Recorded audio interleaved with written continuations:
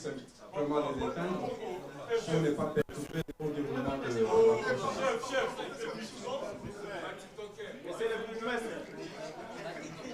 Je pense que pour le cadre, là, il y a plus de problème.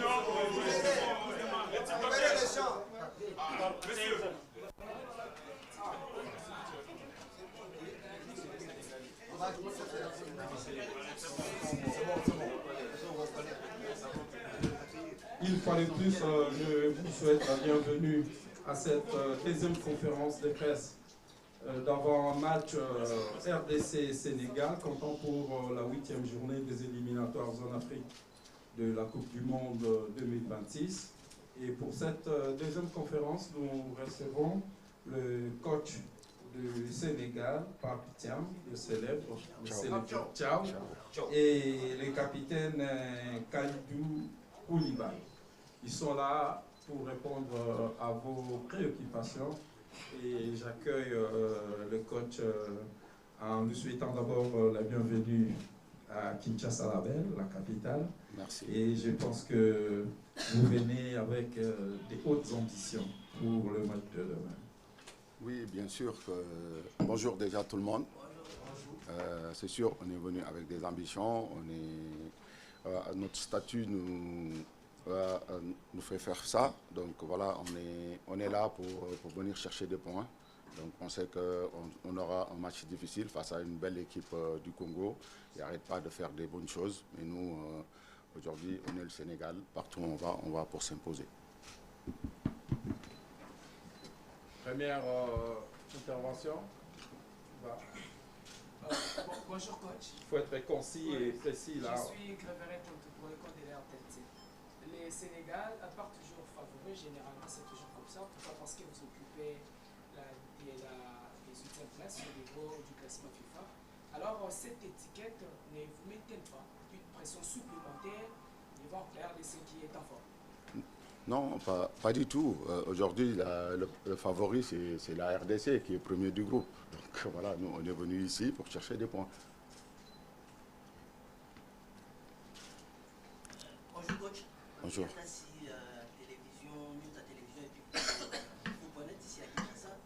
Coach, on reste avec l'image du dernier match que vous avez joué contre, bien sûr, Igoté et Kamnadio. Vous avez battu les Soudans sur la marque de 2-0.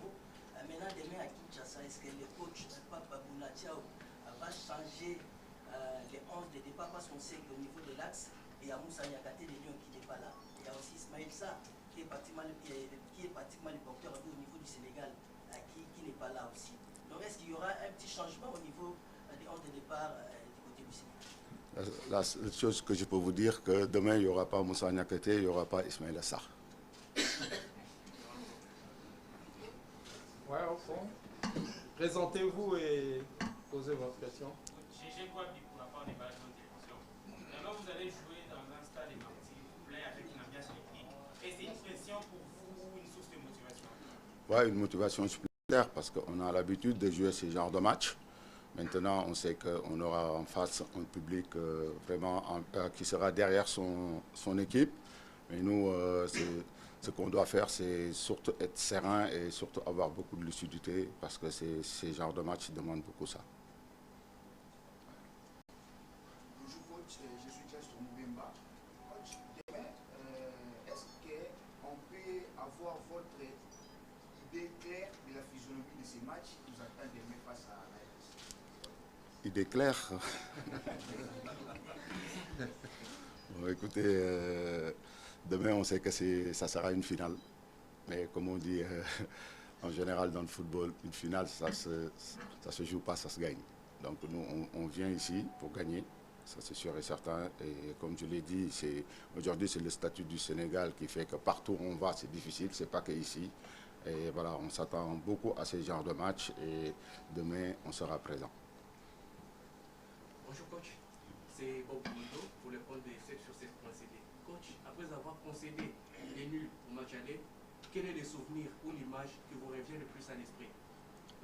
Des souvenirs, moi je dirais, en moment pas bonne parce que quand même on prend un but à la dernière minute.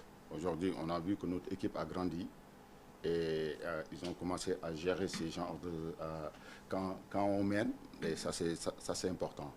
On va garder ça et surtout essayer de s'imposer ici et ne pas prendre de but. Bonjour coach. Ma question s'adresse à Khalidou Koulibaly. Khalidou, vous avez l'habitude de jouer ces genres de rencontres un peu partout à Kinshasa. On parle de finale sur un niveau. Il se prépare pour aller à la Coupe du Monde, plus ou moins comme leurs anciens avaient fait en 1974. Comment allez-vous aborder ça?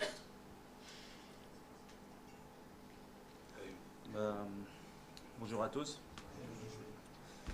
Ça va être un match très difficile. On sait que le RDC est devant nous. On sait que c'est une finale. Mais moi, je pense que plus qu'une finale, on en a trois. C'est les trois derniers matchs de cette phase de groupe. Ça va commencer par une finale ici à Kinshasa. C'est un match très difficile contre une équipe qui veut se qualifier à la Coupe du Monde depuis de très nombreuses années, qui a été une des premières équipes africaines à aller à la Coupe du Monde africaine subsaharienne. Donc je pense qu'ils auront à cœur de faire quelque chose de bien ici. Mais nous, on a un statut à protéger. Je pense que le Sénégal est toujours prêt à affronter ses adversaires et demain, ça sera une grande bataille sur le terrain. J'espère que ça restera, entre guillemets, en dehors des terrains amicaux, mais que sur le terrain, ça sera une guerre et que, voilà, que le meilleur gagne. Mais on fera tout pour gagner ce match. Comme le coach l'a dit, on est prêt. Écoute, par souci méthodologique, on termine un peu les interrogations par rapport au coach et puis on va terminer avec le capitaine. Pour le coach, s'il vous plaît. Bonjour coach. Bonjour. Cédric Moufataï, journaliste congolais à la communication sur télévision. Coach, aujourd'hui vous êtes là, vous avez remplacé Aliou Cissé, lui qui avait réussi à qualifier le Sénégal à la Coupe du Monde. Aujourd'hui, après tout ce que vous avez fait avec le Chan, aujourd'hui vous avez une équipe première. Est-ce, via ces matchs, pensiez-vous que le résultat, si ça n'allait pas en votre faveur, serait un peu menaçant sur votre avenir dans cette sélection nationale? Et les choses ont très certainement changé dans cette sélection nationale de la RDC. Est-ce qu'elle vous fait peur aussi? Non, pas du tout. Aujourd'hui, pour moi, mon sort n'est pas important. C'est le Sénégal qui est important. Donc, on a envie de faire une troisième participation d'affilée à une Coupe du Monde. Donc, on s'est préparé pour ça. Bon, en tant que joueur, je faisais partie des acteurs majeurs qui ont qualifié le Sénégal pour la première Coupe du Monde. Aujourd'hui, je pense que ça peut que être une motivation supplémentaire en étant sur le banc de touche du Sénégal. Regardez si vous faites peur. Pas du tout. Deux dernières interventions pour le coach. Deux dernières interventions pour le coach. Bon, moi, c'est pour... alors. Attends, patientez. Dernière intervention alors pour le coach. Il n'y a pas les dames là? Vanessa, tu n'as pas d'intervention pour le coach? Ouais, la dernière pour le coach alors. On ne vous voit pas, hein? D'accord. Derrière la caméra, c'est bon. Mais la voix porte. Voilà. Coach, je disais, Gaston, pour les comptes de Bravo Télévision, alors vous êtes à Kinshasa, c'est certainement pour chercher le 3-3 au vu de ce qui pourra peut-être se passer sur le terrain. Ne pensez-vous pas que le fait de venir à Kinshasa avec cette envie-là d'avoir les 3 points, cela n'est pas vous exposer par exemple aux contre-attaques des Léopards? N'avez-vous pas peur de cette attaque de la République de Ouagadougou? Il a dit qu'il n'a pas peur. Vous répondez quand même.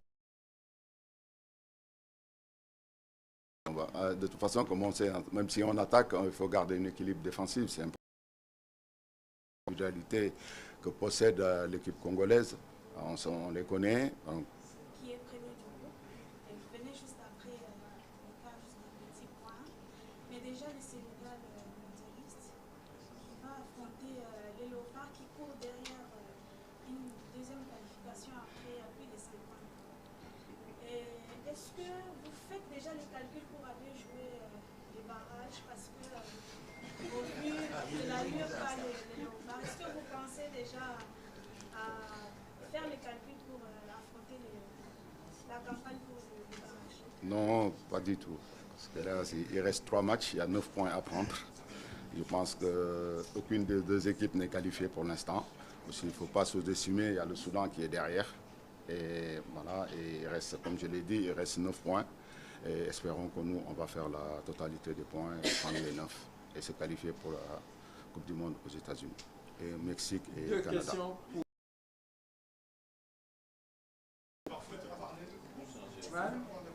Une question pour M.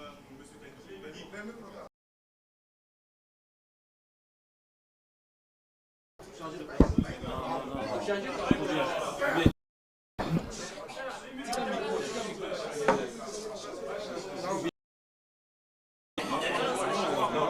Les micros. Donc ce sont les micros qui vont venir.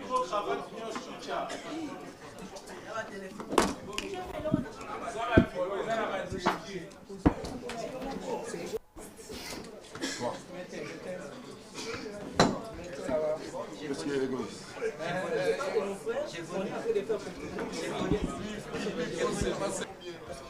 Bon.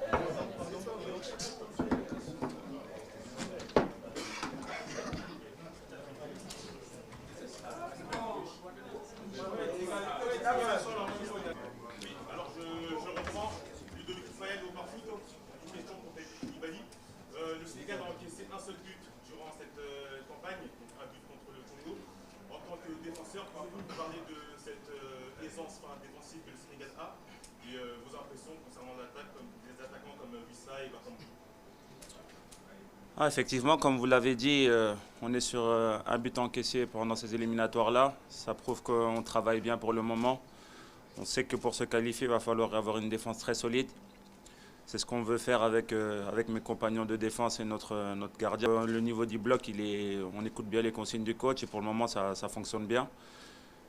Le niveau attaquant de terre, donc c'est des joueurs que je connais, mais je pense que la totalité des individualités du Congo sont très connus partout en Europe. Donc c'est des joueurs qui ont du talent. On le prouvera demain, Inch'Allah. Je pense que l'intervention de Kalidou a été très très bonne. On terme à cette deuxième conférence de presse d'avant-match. Et là, on libère les coachs et les capitaines. Et on n'a qu'à vous souhaiter bon match. Merci.